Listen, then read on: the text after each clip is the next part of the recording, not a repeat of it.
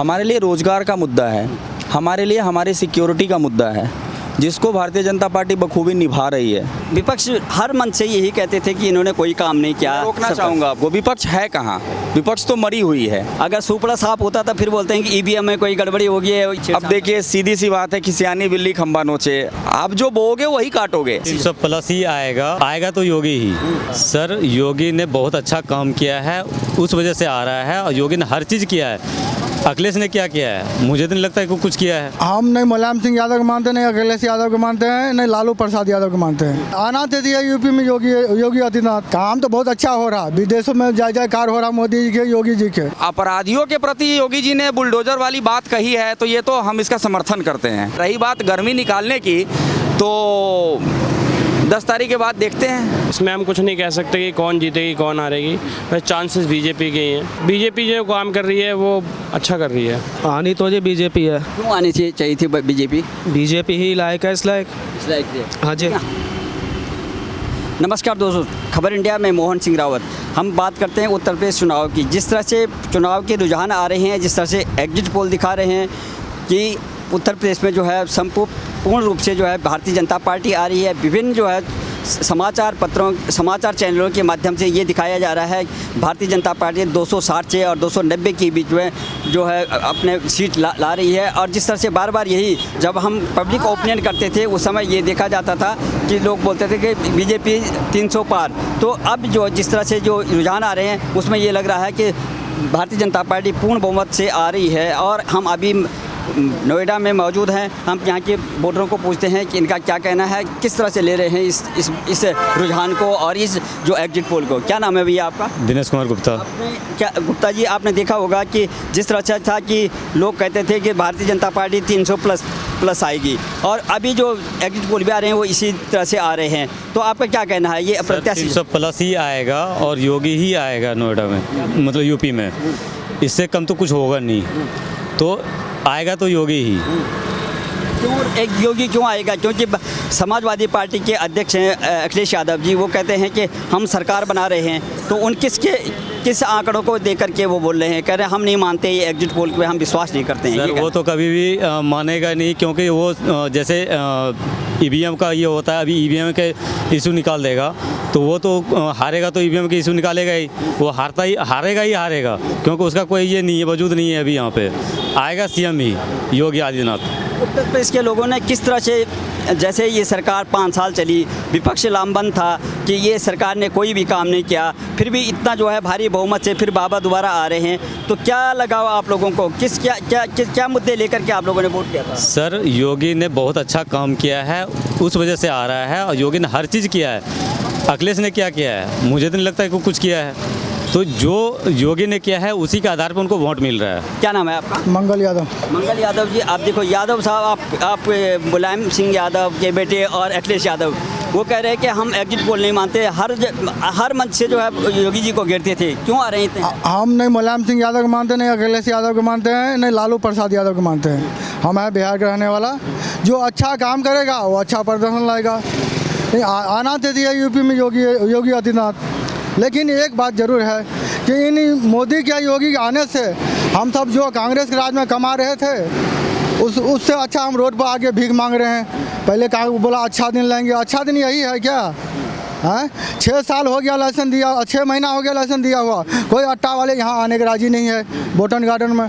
इसके लिए सरकार क्या एक्शन लेंगे तो योगी आदित्यनाथ करेंगे। हाँ, उम्मीद है आपको कि कुछ भी संगतियाँ ये सरकार की जो है स्थानीय सरकार की आप बोलेंगे तो। लेकिन फिर राज्य के लिए, पूरे राज्य के लिए और देश के लिए कितना अच्छा काम हो रहा है? ये काम तो देखिए, काम तो बहुत अच्छा हो रहा, विदेशों में जय जयकार हो रहा मोदी जी के, योगी जी के। लेकिन ये विकास गरीब जो है ना, गरीब बिल्कुल रोड पर आ गया। जैसे हमारे जैसे गरीब 5-5 लड़की है, अब 6 महीना से हम यहाँ बैठे हैं, नहीं 1 रुपया आमदनी नहीं कुछ हो रहा।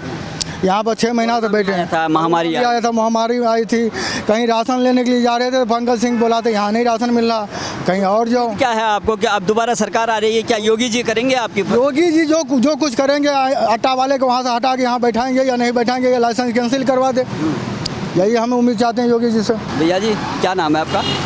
मेरा नाम मनीष है। मनीष जी, क्या लगता है जो एग्जिट पोल दिखा रहे हैं और फिर से जो है जैसे 300 प्लस बताया जा रहा था, और तमाम जो है अभी 290, 260 और 290 के बीच में जो है भारतीय जनता पार्टी पूर्ण बहुमत में आ रही है, तो कितना विश्वास है आपको इस एग्जिट पोल पे? देखिए, एग्जिट पोल पे विश्वास करना और ना करना हम आम जनता की बदकिस्मती है। हमें किसी के सरकार बनने बिगड़ने ना बनने, किसी को पूर्ण बहुमत मिलना, किसी को आधा बहुमत मिलना, हम जो जनता है ना सर, हमारे माथे पे ना एक दाग लग गया है बेरोजगारी का। हमारे लिए सबसे बड़ा मुद्दा ये है कि आज शाम को हमारे या इन भाइयों के घर में चूल्हा कैसे जलेगा, हमारे लिए ये मुद्दा है। हमारे लिए रोज़गार का मुद्दा है, हमारे लिए हमारी सिक्योरिटी का मुद्दा है, जिसको भारतीय जनता पार्टी बखूबी निभा रही है। देश की सुरक्षा की अगर बात करें तो पहले देश है, उसके बाद हम हैं। देश ही नहीं रहेगा तो हम कहाँ रहेंगे। जिस तरह से अप्रत्याशित जो है बहुमत आ रहा है इस 5 साल के अंदर में फिर योगी जी का, और विपक्ष हर मंच से यही कहते थे कि इन्होंने कोई काम नहीं किया। रोकना चाहूँगा आपको, विपक्ष है कहाँ? विपक्ष तो मरी हुई है। यहाँ पर तो उत्तर प्रदेश में जो चलाने के लिए समाजवादी पार्टी, मैं बताना चाहता हूँ, लोकतंत्र को चलाने के लिए एक मजबूत विपक्ष का होना जरूरी है। और मैं समझता हूँ उत्तर प्रदेश का, पूरे भारत का विपक्ष मरा हुआ है। क्यों मर गया है? करनी निंद्रा में सोया हुआ है। क्यों कारण क्या रहा? मुद्दा नहीं है उनके पास मुद्दा नहीं है। जो मुद्दे थे उन मुद्दों को तो वो खा चबा के बैठ गए। अब जो लोग हैं भी, तो अगर वो कर भी रहे हैं तो क्या फ़र्क पड़ रहा है? मुद्दा नहीं है उनके पास, विपक्ष के पास ना। जिस तरह से जो ये जो आंकड़े आ रहे हैं, जिस तरह एग्जिट पोल बता रहे हैं, तो ये आसपास है 300 के आसपास है, 300 प्लस, और प्रत्येक चैनल इस तरह से दिखा रहा है। हमारा चैनल ने भी यही दिखाया था 296 से और 290 तक का पहले ये एग्जिट पोल दिखा दिया था, क्योंकि हमारी टीम सारे फील्ड में घूम रही है। इस तरह से तमाम जो चैनल दिखा रहे हैं, तो आखिर में ये क्यों, कितना विश्वास आप करते हैं?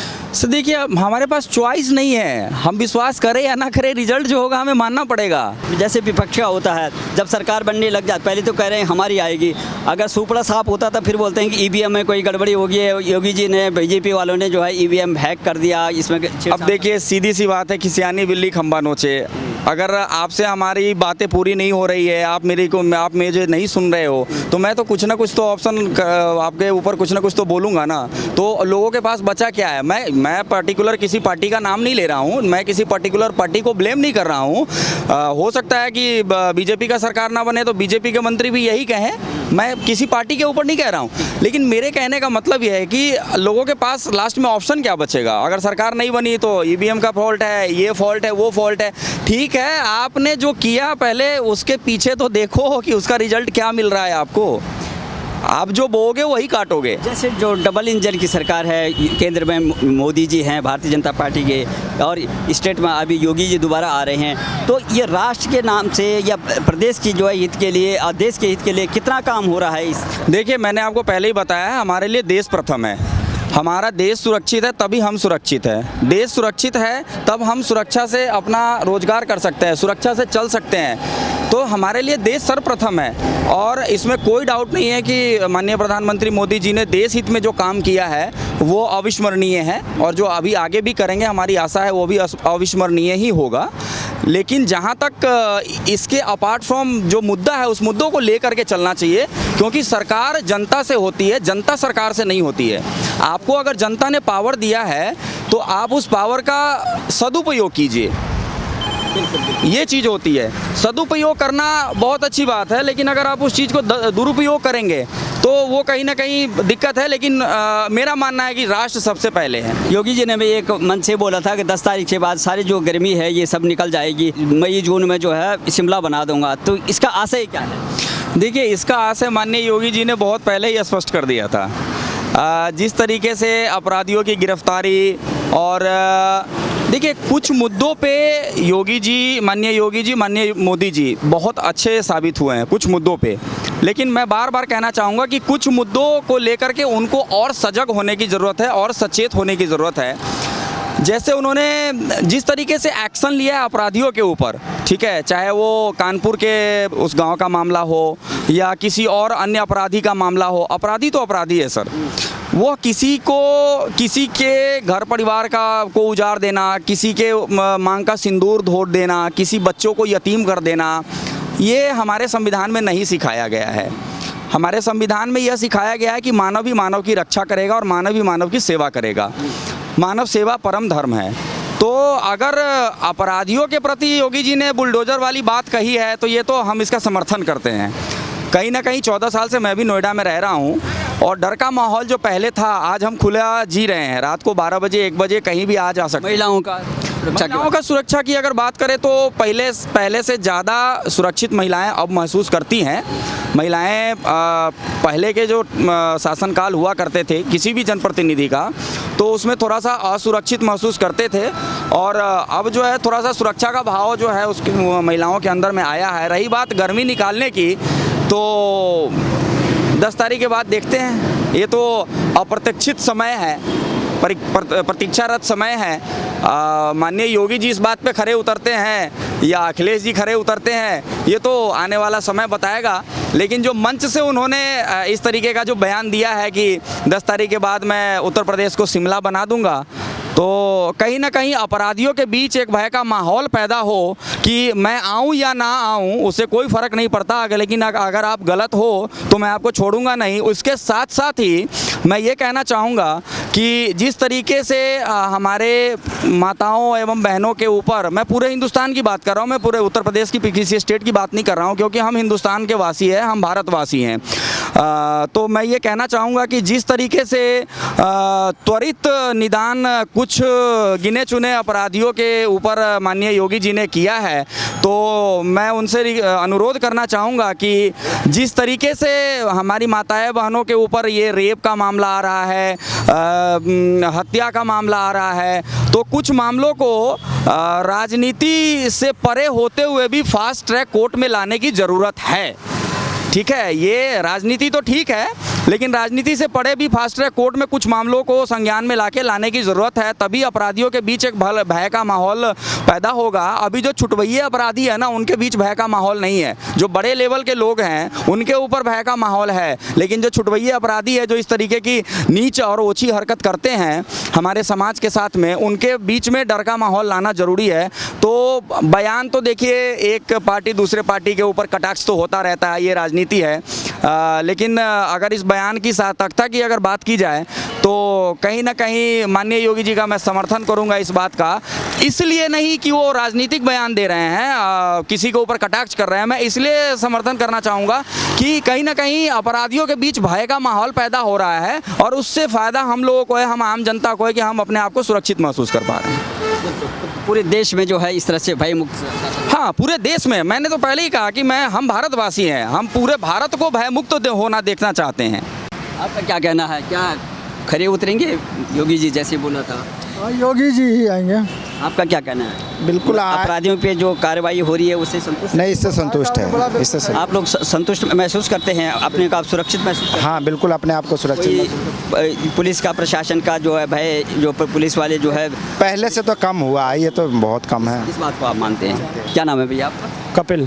कपिल भैया, क्या लगता है आपको जिस तरह से एग्जिट पोल आ रहे हैं और भारतीय जनता पार्टी का फिर से दोबारा जो है 246 से लेकर के 290 माना 300 के आसपास, इस तरह से जो आंकड़े आ रहे हैं, जिस तरह से ये एग्जिट पोल बता रहे हैं कि कितना संतुष्ट हैं आप? संतुष्ट कुछ नहीं है जी, देखो जो जनता ने डिसाइड करेगी वही होगा, ठीक है। और इसमें हम कुछ नहीं कह सकते कि कौन जीतेगी कौन हारेगी, वैसे चांसेस बीजेपी के ही हैं, ठीक है, बीजेपी ही आएगी। अखिलेश यादव कह रहे हैं कि सरकार हम बना रहे हैं, समाजवादी पार्टी के अध्यक्ष भी हैं, वो कह रहे हैं। अखिलेश यादव जी तो बहुत दिन से सरकार बना रहे हैं, बन भी रही है, उनकी चल भी रही है, हुई भी है, बट बीजेपी जो काम कर रही है वो अच्छा कर रही है। आपको लगता है कि बीजेपी की, क्योंकि पूरा जितना भी ये विपक्ष था वो कहता था कि बाबा कोई काम नहीं करते हैं, केवल धर्म की राजनीति होती है, जाति की राजनीति होती है, इसके बावजूद भी इतना सोच पे डिपेंड करता है कि कौन कैसे सोच रहा है। वो ये नहीं कह सकते कि बाबा क्या कर रहे हैं, बाबा क्या नहीं कर रहे हैं, वो सोच पे डिपेंड करता है पब्लिक की भी वो क्या कर रहे हैं, पर वो अच्छा कर रहे हैं जो कर रहे हैं। क्या नाम हो गया? प्रकाश शर्मा। शर्मा जी, क्या लगता है जिस तरह से एग्जिट पोल दिखा रहे हैं और भारतीय जनता पार्टी का जो है 260 से लेकर 290 तक, तो आपको क्या लगता है, आप कितना संतुष्ट हैं इन एग्जिट पोल से? आनी तो जी बीजेपी है। क्यों आनी चाहिए थी बीजेपी? बीजेपी ही लायक है, इस लायक। स्ट्राइक थे। हाँ जी। लेकिन हर मंच से पूरा विपक्ष, चाहे कहीं भी किसी का विपक्ष का आपने टीवी में देखा होगा, ये देखा होगा, ये हर मंच से यही बोलते थे कि ये सरकार नाकामयाब है, कोई काम के लिए। अब कोई कुछ ही बोले, हम तो बीजेपी को लाएंगे और बीजेपी ही आनी है।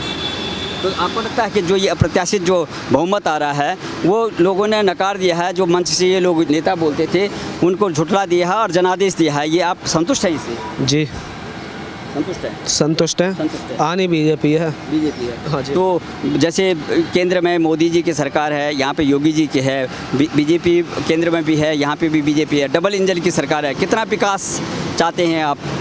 विकास तो हुआ है और आगे भी होगा। कोई भी सरकार आ जाए कुछ भी ना होने का, जो भी करेगी बीजेपी ही करेगी। अच्छा, हमारा तो ये कहना तो है। आप लोगों का ये था कि बीजेपी ये सब कुछ ठीक ठाक कर सकते हैं, लेकिन विपक्ष ये कहता था कि ये सरकार कोई भी काम नहीं करे, चाहे इसका तो काम है, विपक्ष को ये नहीं बोलेगी तो उसे कौन वोट देगा? उसे भी तो जीतना है। लेकिन ये तो नहीं होगा कहीं कि विपक्ष बाद में बोलने लगे कि अभी तो कह रहे हैं कि हम सरकार बना रहे हैं, लेकिन बाद में बोलेंगे कि ये ईवीएम मशीन में गड़बड़ी कर दी बीजेपी वालों ने, तो तब क्या करोगे? वो तो हारने के बाद तो वही होता है। अब तो वो तो होनी है, बाद की बात है, वो तो होना ही है। अब विपक्ष पार्टी हारेगी, उसे तो कोई ना कोई ऑब्जेक्शन चाहिए, वो तो बोलेगी। यही है और यही होता है हर बार। पिछली बार भी यही हुआ कि मशीन में कमी आ गई, इस बार भी यही होना है।